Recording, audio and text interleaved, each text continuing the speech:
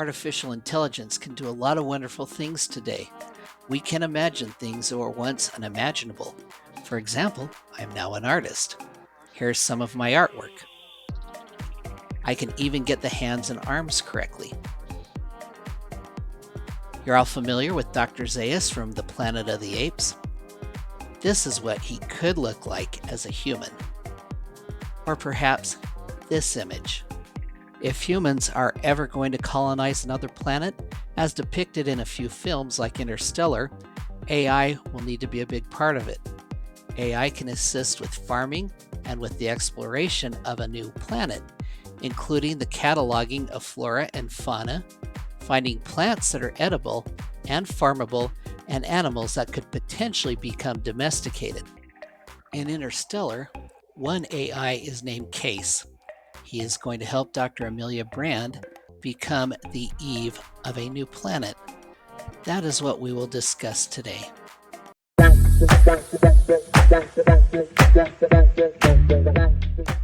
Interstellar, released in 2014, was directed by Christopher Nolan.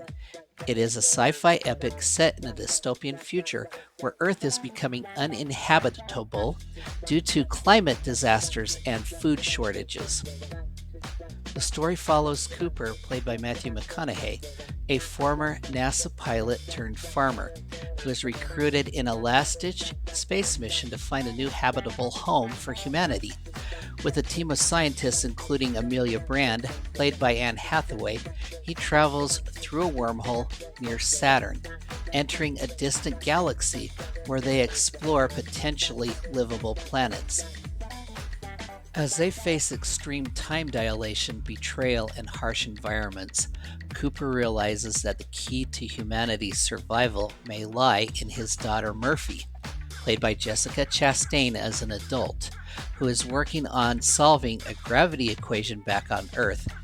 Eventually, Cooper sacrifices himself by plunging into a black hole where he enters a surreal, multidimensional tesseract that allows him to communicate with Murphy across time. With the information he sends, Murphy completes her work, leading to the salvation of humanity. Cooper ultimately reunites with his aged daughter in a space station orbiting Saturn before setting off to find Brand, who is establishing a colony on a distant planet. The film explores the themes of love, time, and survival of the human race, blending emotional depth with cutting-edge science.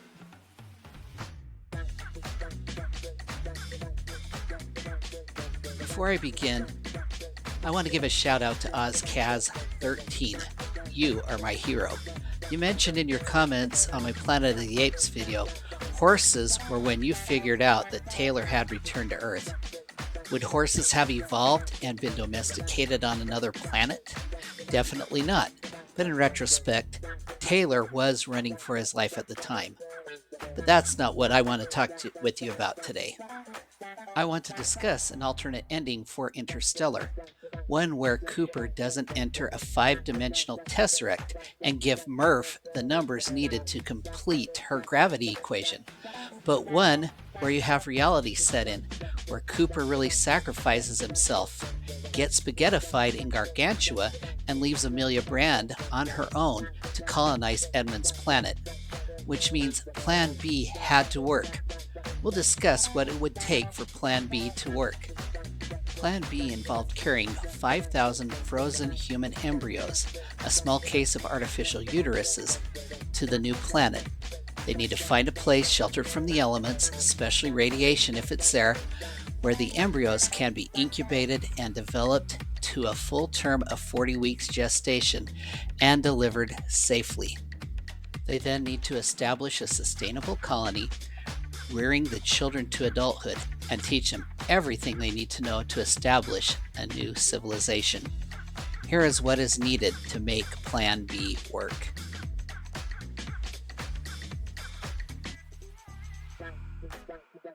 The first order of business is to find a place that can sustain long-term farming near a source of clean water with nearby building materials.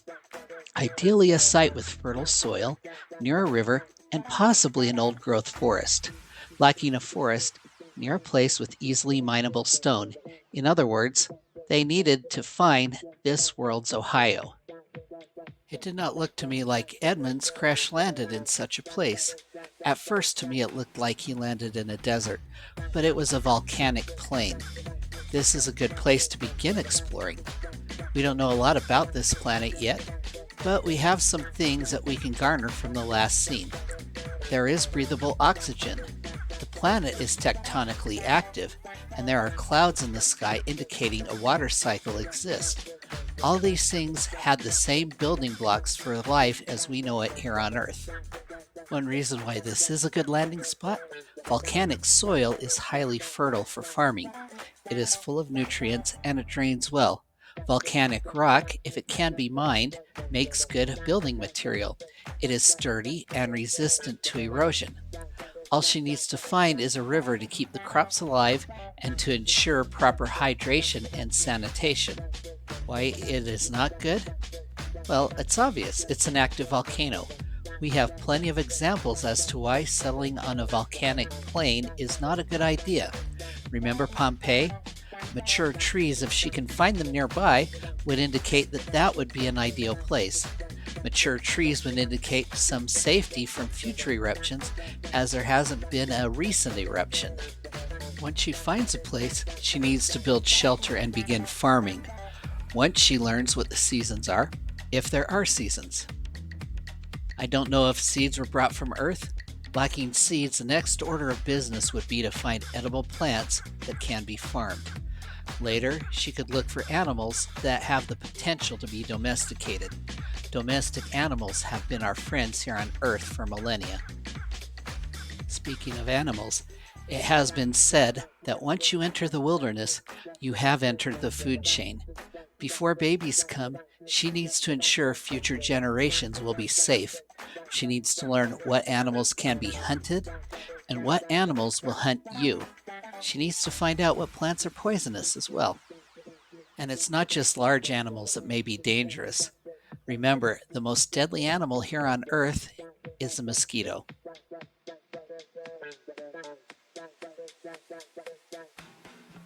Once sustainability and safety are ensured, it will then be time to focus on rebuilding the population. The first generation involved growing 10 babies in artificial uteruses.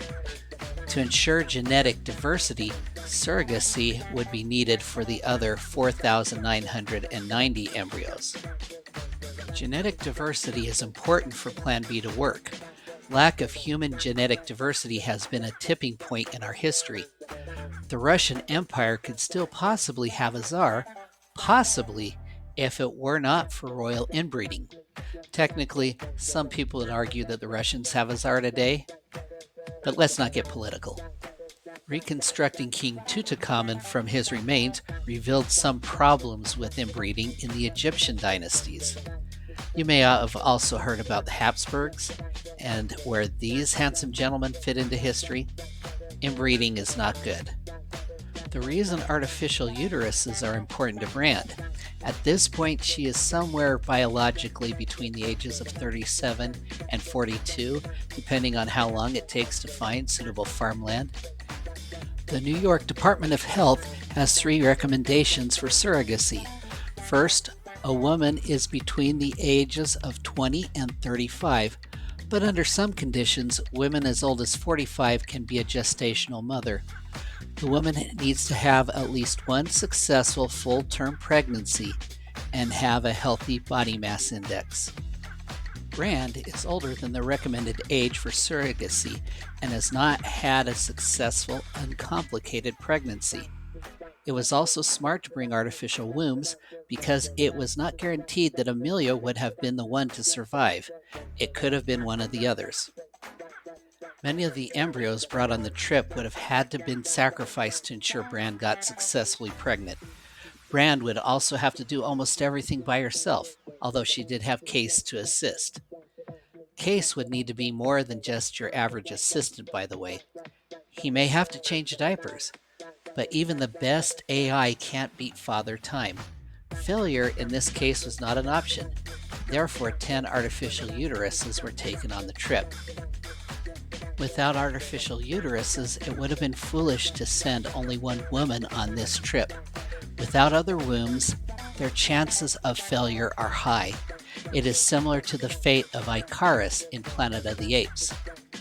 This is why I discussed the first two Planet of the Apes movies before this one. Both Apes and Interstellar have one similarity: only one female. Remember, folks, the Bechdel test is not just a good idea, it could save humanity.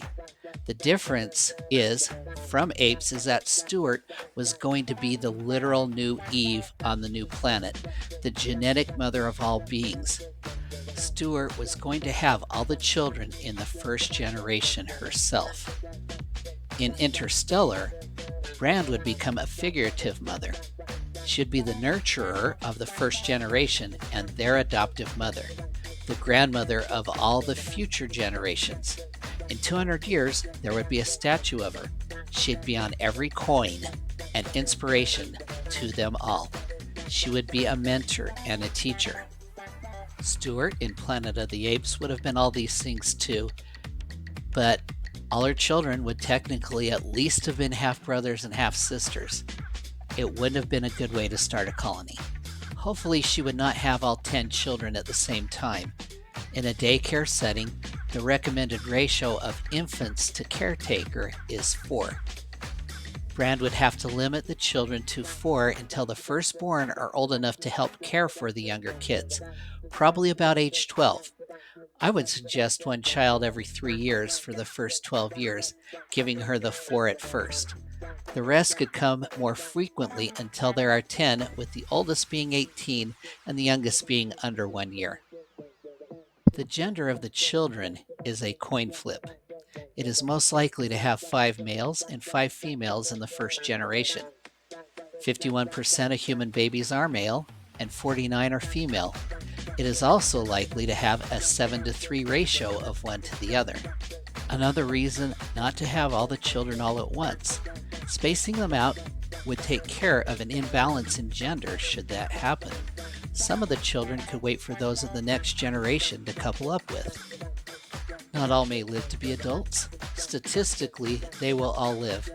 Only 0.0049% of children die before the age of 18, with boys having a 13-to-1 disadvantage of passing away compared to girls.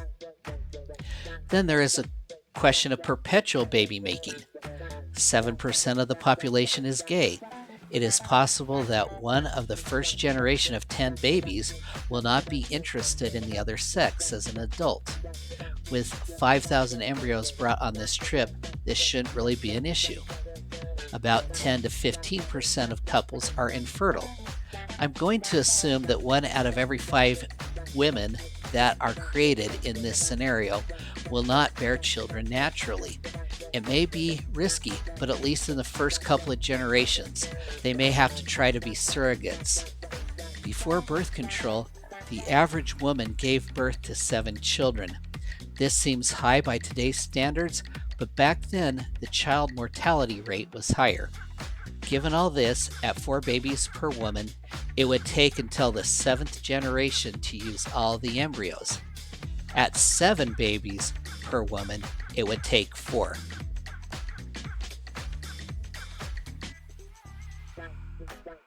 The next task for Brand is probably the most important, and that is to establish a culture of child rearing. The second generation is where I think the plan will also have other issues to deal with. Pregnancy and childbearing are personal choices. The goal to repopulate the species should not require a couple to give up that self-determination. Each couple needs to be free to determine how many children to have, how many to have naturally, and how many to have through surrogacy. Although this can't be forced and it's a choice, Brand can influence that, and she can begin by doing that early on. You want these couples to have children the natural way first. If there is a successful, uncomplicated pregnancy, the couple should be encouraged to consider surrogacy. As long as the couples agree to have some of their children through surrogacy, this should work. We have never encountered a problem like this as a society, so we have no way of knowing the percentage of the third generation children born via surrogacy and what percentage would be born through natural methods. In addition, in the first few generations, there has to be an intense level of integrity.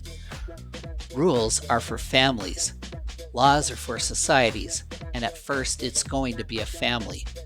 The punishments need to be firm but effective.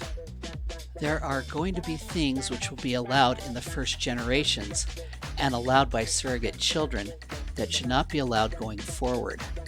The first generation are going to be encouraged to pair off, fall in love, make love, and have children.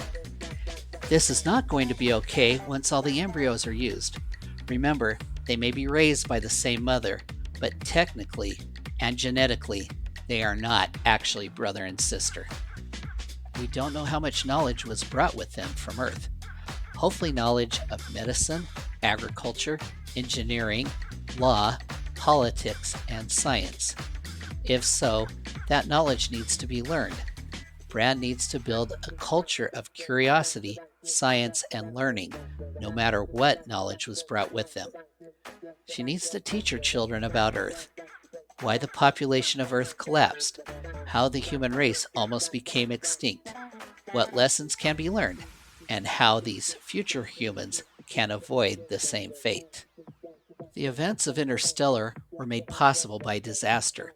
It was after years and years of wars over food, followed by blight, slowly killing plant life. Finding another home was an act of desperation. It was an act to save the species. I'm curious about how things would be different if we weren't so desperate and we found that we could reach habitable planets in a short period of time. But that will need to wait for another video. I'll revisit Interstellar again and we'll discuss it. So we've come to the end of my commentary about Interstellar. In my next film, let's stay on Earth. Let's go to an office building somewhere in the early 1980s. We'll discuss 9 to 5. It's a brilliant buddy comedy starring Jane Fonda, Lily Tomlin, and Dolly Parton. It's a comedy that tackles a very serious subject, sexual discrimination and harassment. And then after that, I'll redo my first lost episode, Dave. And then, after Dave, I'll do something that I haven't done on this channel before. But more on that next time. Until then, sweet dreams.